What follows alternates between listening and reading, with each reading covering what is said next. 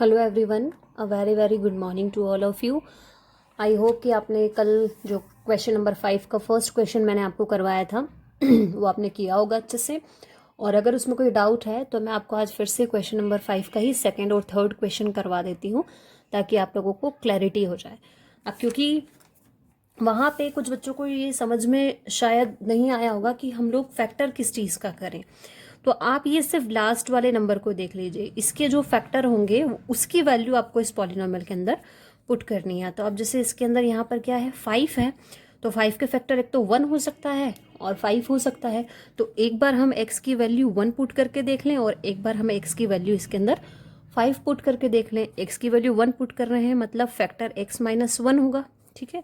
और x की value 5 put कर रहे हैं मतलब x का जो फैक्टर है इस पॉलिनोमियल का वो x माइनस 5 होगा। ऑब्वियसली x माइनस 5 होगा तभी x की वैल्यू 5 आएगी। यहाँ भी ऑब्वियसली x माइनस 1 होगा तभी x की वैल्यू 1 आएगी। तो सबसे पहले हम क्या करेंगे x की वैल्यू 1 पुट करके देखेंगे, ठीक है। तो इफ़ x इक्वल्स टू 1, तो पॉलिनोमियल क्या है हमारा यहाँ पर, x cube minus 3x square minus 9x minus 5।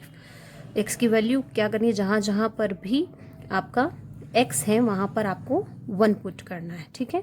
ये 1 हो जाएगा, ये 3 होगा ऑब्वियसली, ये 9 और ये कितना होगा 5।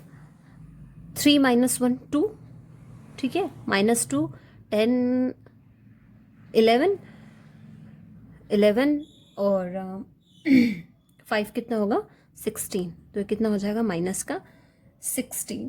तो अगर यहाँ पर 0 आ जाता तो इसका मतलब हम मान लेते कि ये जो x माइनस 1 है ये इस पॉलिनोमियल का फैक्टर है, लेकिन सॉल्व करने पे x की वैल्यू 1 पुट करने पे 16 आ रहा है। सो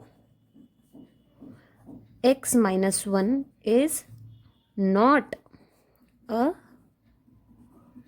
factor of p of x, यानी x माइनस 1 जो है वो इस पॉलिनोमियल का फैक्टर नहीं है। अब हम लोग x की वैल्यू को 5 पुट करके देखेंगे, ठीक है। वही इसी पॉलिनोमियल में करना है, मैं डायरेक्ट पुट कर रही हूँ। जहाँ जहाँ पर x है वहाँ वहाँ पर हमने क्या पुट कर दिया, 5 पुट कर दिया। और अब इसको सॉल्व कर लेंगे, ठीक है। 5 का 3 टाइम्स आप लोग मल्टीप्लाई करके देखना कितना आएगा, 125।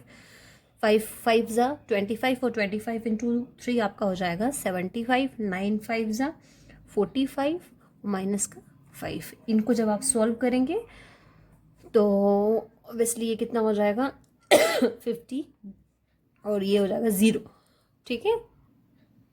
तो इसका मतलब ये जो x माइनस 5 है ये फैक्टर है किसका,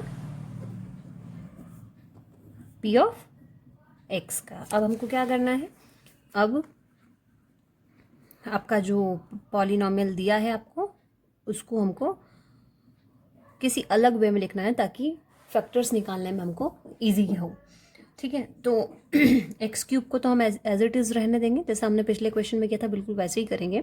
अब 3x स्क्वायर को आप सोच सकते हैं किस तरीके से राइट करें। अगर 3x स्क्वायर 5 माइनस 2 कर सकती हूँ मैं, तो 5x square plus 2x square अगर मैं करती हूँ, यानी 5x स्क्वायर में से 2x square minus plus minus होता है, इसलिए अगर 5x स्क्वायर में से 2x स्क्वायर जाएगा तो बचेगा कितना, माइनस का 3x स्क्वायर। तो इसको मैं इस तरीके से राइट कर सकती हूँ।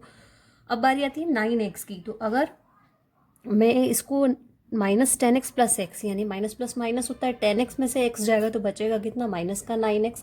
तो इसको मैं इस तरीके से राइट कर सकती हूँ और माइनस का 5 आपका एज इट इज़ रहेगा, ठीक है। अब क्या करेंगे हम, टू टर्म्स में से कॉमन लेंगे। इसमें से हमने एक्स स्क्वायर कॉमन लिया तो बचा कितना, x माइनस 5। मतलब आप कुछ भी इस तरीके से करना कि उसके फैक्टर्स जो है वो आपकी इक्वेशन को बैलेंस कर दें, ठीक है। अब इसमें से हम क्या कॉमन ले सकते हैं, 10 को हम लोग क्या लिख सकते हैं यहाँ पर 2 इंटू 5 लिख सकते हैं, क्योंकि कुछ कॉमन नहीं निकल रहा है तो इसको फैक्टर करना पड़ेगा।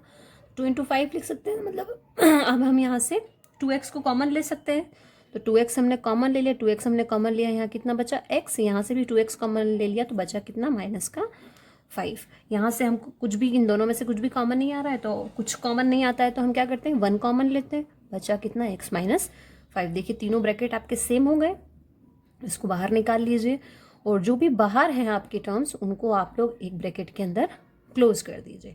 अब क्या करना है सबको पता है, इसको स्प्लिटिंग द मिडिल टर्म से सॉल्व करना है। तो कोई भी दो नंबर जिनको आप प्लस या माइनस करें तो 2 आए और उन्हीं दोनों नंबर्स को आप लोग मल्टीप्लाई करें तो 1 आए, तो 1 + 1 हो सकता है। तो 1 + 1 अगर हम करें तो 2 होता है और 1 × 1 करें तो 1 होता है। तो 1 और 1 हम ले सकते हैं यहाँ पर, ठीक है। और आप चाहें तो यहाँ पर फॉर्मूला भी लगा सकते हैं, कौन सा, a + b का होल स्क्वायर, क्योंकि क्या होता है a² + 2ab + b²। तो डायरेक्ट आपका यहाँ पर आ जाएगा क्या, x + 1 का स्क्वायर। लेकिन अगर नहीं आपको समझ में आए तो आप उसके फैक्टर्स भी कर सकते हैं स्प्लिटिंग द मिडिल टर्म से, ठीक है। तो मैं यहाँ पर वो फॉर्मूला लगा रही हूँ आपका, a² + 2ab + b² = a + b का होल स्क्वायर, यानी कि x + 1 का होल स्क्वायर, ठीक है। तो वो क्या हो जाएगा, x - 5, x + 1 का स्क्वायर है तो इसको 2 टाइम्स आप राइट कर दीजिए, ये आपका आंसर आ जाएगा, ठीक है। अगर आपको ये फॉर्मूला लगाने में अगर कोई प्रॉब्लम आए तो आप इसको स्प्लिटिंग द मिडिल टर्म से कर लेना, मैंने आपको फैक्टर्स भी बता दिए हैं, तो भी आपका आंसर यही आएगा। तो ऐसा नहीं कि यहाँ पे कुछ समझ नहीं आ रहा है तो आप टेंशन नहीं लें। और यहाँ क्यों समझ में नहीं आ रहा है, बिल्कुल ये फॉर्मूला यहाँ ओपन हो गया है, a की वैल्यू x हो गई, b की वैल्यू 1 हो गई। आपको पता है ये फॉर्मूला कैसे अप्लाई करते हैं, 8th क्लास में अच्छे से सीखा है आपने, ठीक है। और नहीं समझ में आए तो आप तो directly splitting the middle term से इसके फैक्टर्स कर लेना, तो भी आपका आंसर यही आएगा। क्लियर है, तो यही आपका क्वेश्चन है। तो आई होप कि अब तो आप लोगों को बिल्कुल अच्छे से समझ में आ गया होगा। तो मैंने फर्स्ट और सेकंड दोनों करवा दिए हैं, आगे का थर्ड और फोर्थ आप लोगों को करना है, आप लोग करेंगे, ठीक है। अब मैं कल आपकी शायद 2.5 भी है इसके अंदर देख के, और आगे की क्वेश्चन कल सॉल्व करेंगे, ठीक है। तो उसको प्रैक्टिस करिएगा और सेफ रहिएगा, ठीक है। Thank you.